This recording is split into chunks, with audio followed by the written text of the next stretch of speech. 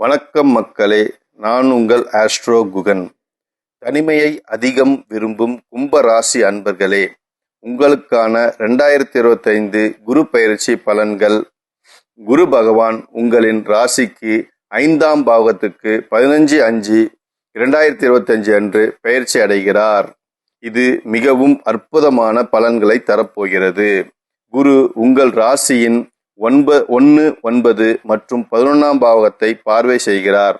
ஆகையால் பணவரவு அதிகரிக்கும், புதிய வாய்ப்புகள் கைமேல் வரும், தொட்டது துலங்கும் ராஜயோக காலம் இது.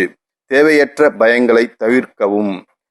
ஜென்மத்தில் ராகு இருப்பதால் உங்கள் மற்றும் உங்கள் மனைவியின் உடல் ஆரோக்கியத்தில் கவனம் தேவை.